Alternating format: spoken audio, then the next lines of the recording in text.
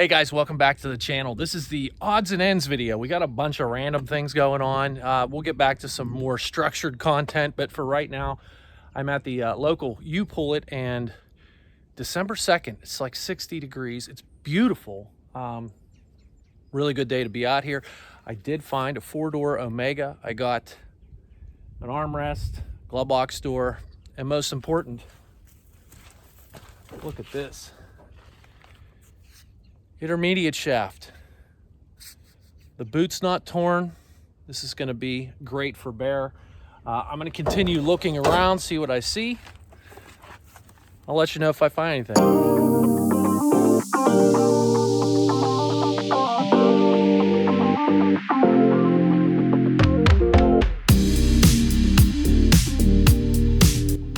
Well, this is what I found so far. I'm going to leave the toolbox and peel off a jacket and go back in and peruse, because sometimes there's hidden gems in the corner of the yard.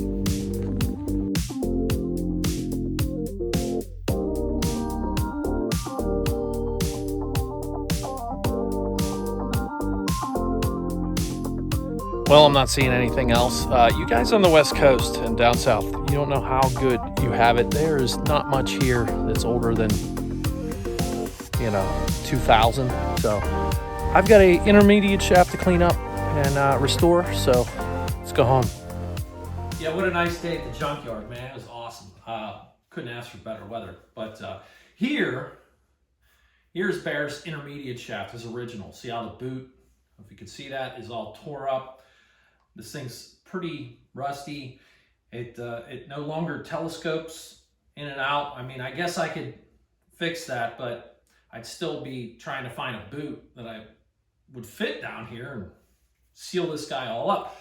We did get lucky. Again, I got a good intermediate shaft that actually works. I've restored this guy, cleaned all the rust, painted it. Looks great, works great. The other thing we got was the rag joint cover, or lower intermediate shaft cover. This guy goes around the bottom like that. Went ahead and cleaned this up, and yes, it looks brand new. That's because I used some SEM color coat. This is a vinyl interior paint. I'm using this stuff on everything. Plastic. You can restore steering wheels with this. We used it on our steering column. This, I mean, you're not going to get much closer to the original color than this stuff, and it's flexible.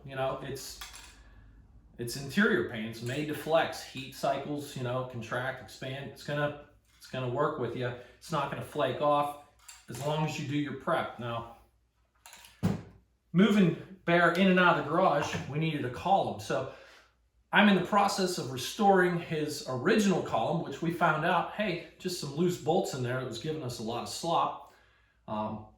Look for that video coming soon. In the meantime, I've got this column. Now this column's been restored.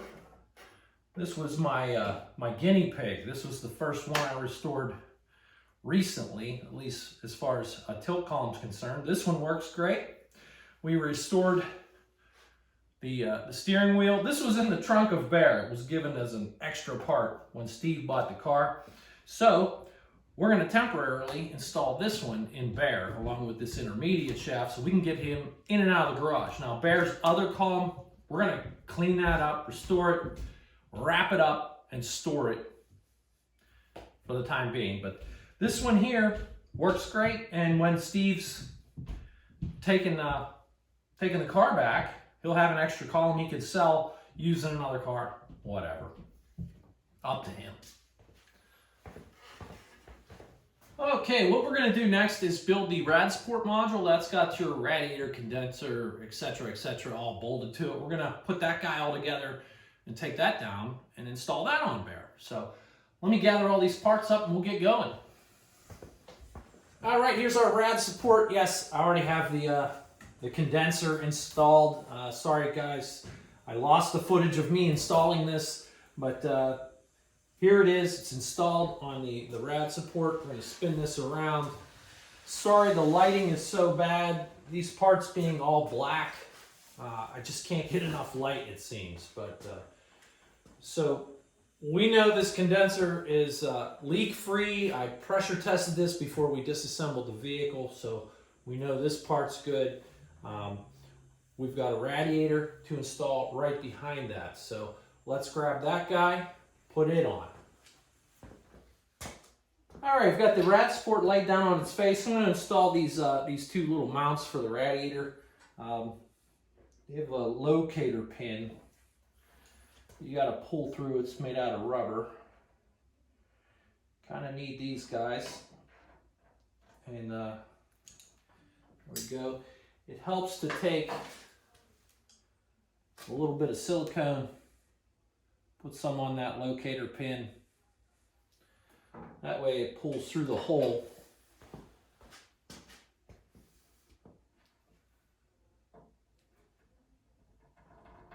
There we go.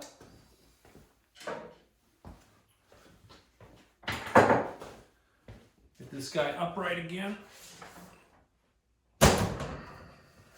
Okay, so our rad's gonna sit right on top of these two rubber mounts, and then we have the upper radiator support plate that goes on top. It's held in with 3 1/2-inch bolts. That piece looks like this, and it also has 2 rubber mounts that go on either end. Don't forget to install those. Okay, I have my mounts installed in this plate. We're going to go ahead and set this aside for a second. Our radiator was pressure tested and deemed good. So it was just freshened up with some new paint. I'm going to set it right here in these rubber mounts.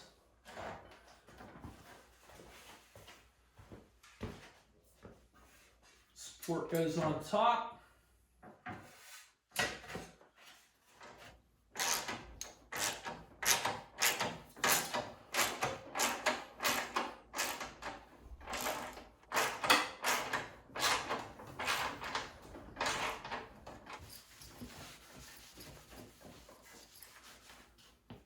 Okay, I'm going to go ahead and do the hood latch next. And hood latch support. It's like 2 pieces. It's kind of weird. It goes together like this. No, it doesn't. It goes together like this.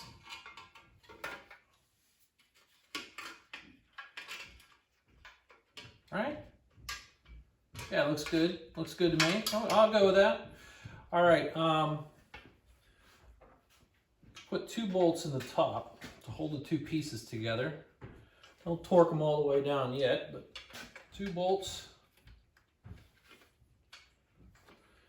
All right, got that partially assembled. We're just going to set that aside real quick. I got to install 2 of these J-nuts that go at the bottom here. Just slide into place.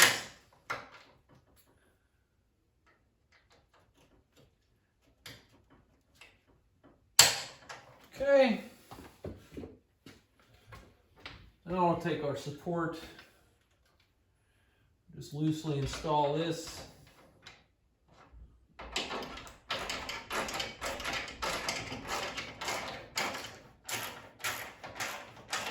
2 bolts at the bottom here.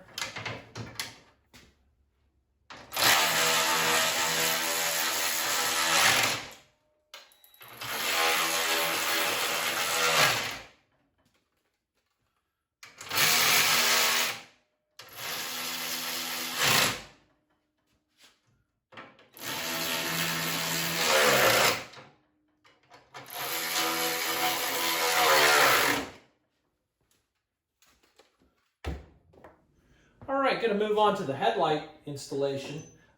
Step number 1 is putting these buckets on, right? They're held in with a kind of cool little fastener. Unfortunately, a lot of these are broken or missing by now because that plastic gets so brittle. But here's what one looks like. This is one I just had laying around the shop. They go through these little squares here in the frame. One here, one here. There's 2 per side. If yours are broken or missing, there is help. You can go to the help section at your local auto parts store, Dorman, has a kit. They call it a license hardware kit. This is for holding license plates on. This is a 785-102D. It's not going to help you if you need the screw. It will help you if you need to replace the plastic. This piece looks a little different. Again, here's the original style, and here's this guy. You've probably seen these on your vehicles, but what we're going to do is install it through the back, and we're going to take our screw and thread it in this way. And essentially what that does is it spreads these little tabs out and it holds it in place. You can actually start the screw in your hand. I'll do that real quick. Then you can snap it into place like that. And again, I got 2 of them, so we're going to go ahead and do the other side.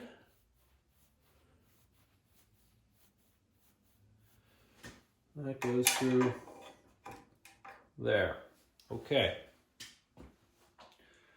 Now the third thing you have is a spring. Goes through this little slot here, just like that. Now what I like to do is start the spring first and then work the screws into place. So there is a little rectangular hole in the cup here, or the headlight bucket. We're gonna hook it on, and then we're gonna seat this screw into this slot, and then this screw into that slot. And when you're aligning headlamps, these are the 2 screws that you're turning. So one gives you vertical, one gives you horizontal adjustment. We're just going to ballpark it because we're not there yet. When this car's up and running, we'll do a headlight aiming procedure on it, and we'll be good to go. Okay, the headlamp goes in next. It has tabs on the back, 3. That'll help it stay in one spot. You can tell which is top and bottom just by the writing on the front of the bulb. Then you're going to take your trim ring and carefully put this all in place. Hold it. Take a Phillips screw, put it right here. Start this guy.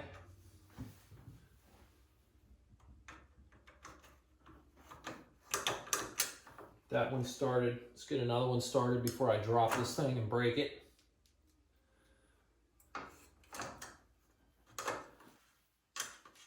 I'm actually replacing these screws with some galvanized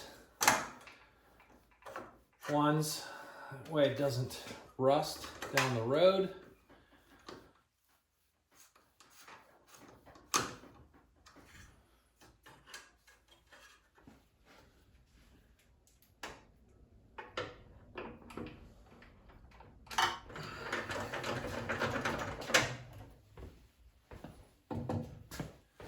All right, last but not least, we got a fan shroud here. How about this thing, huh? Looks new, doesn't it? This thing was in really, really nasty shape as far as being dirty, had rust stains all over it. Went ahead and cleaned this up. And again, Landau Black to the rescue.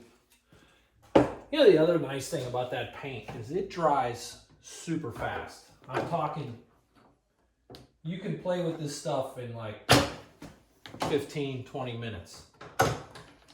Probably shouldn't, but it's doable. So I just went ahead and clipped them into these 2 little clips at the bottom. We just have 2 screws at the top, and we're ready to go down to the shop.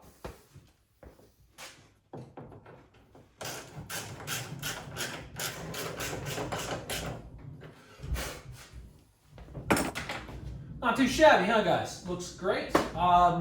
let's load this into the truck along with that steering column and intermediate shaft, head down to the shop, put this stuff on bare, and see what other kind of things we can get into.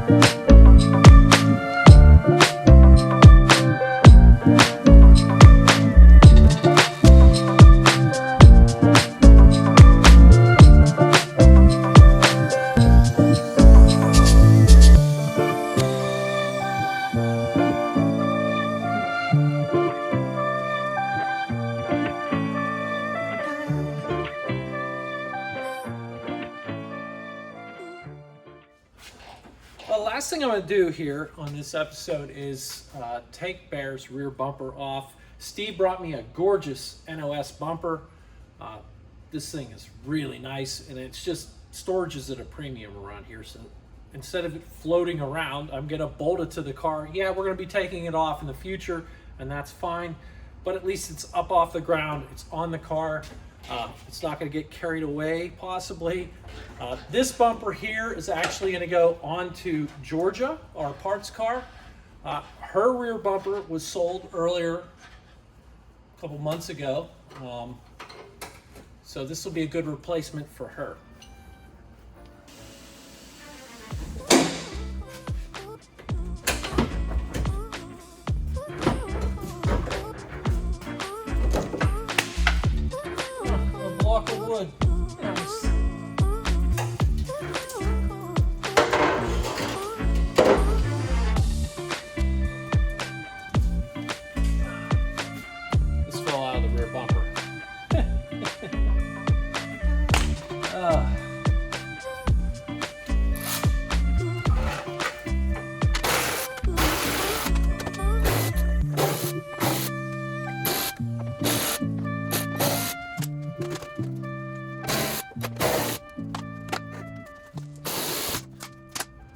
All right, we can see how much damage was done almost in this right rear corner. It got hit here. You can see how this is at an angle.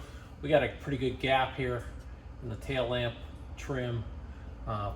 This gap right here, this piece is pushed in, I would say about 1 inch. So we're gonna be pulling this out. Once we get the putty off of this quarter panel, we'll really see what we're dealing with, but a sign of things to come, guys. But we're not into body work just yet. We got a little ways to go. I'm gonna go ahead and throw this bumper on here and we'll end it off.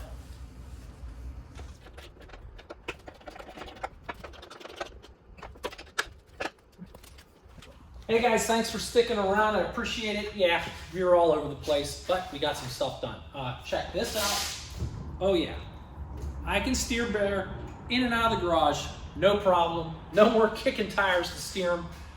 Just needed to get some things done before we dive into the real meat and potatoes, and that is engine and transmission. That is coming up very soon, but in the meantime, look for 2 episodes that are coming out in tandem together. One is the steering column reassembly. Yeah, it's not real entertaining. It's just nuts and bolts, right? The other one's gonna be pretty cool. We'll be fixing sticky GM steering wheels. Yeah, you've probably got one or felt one. Feels like a fly trap, it's disgusting. I'll show you how to fix that. So look for those episodes coming out very soon. And if I don't see you before year's end, have a Merry Christmas and a Happy New Year. You guys have a good one.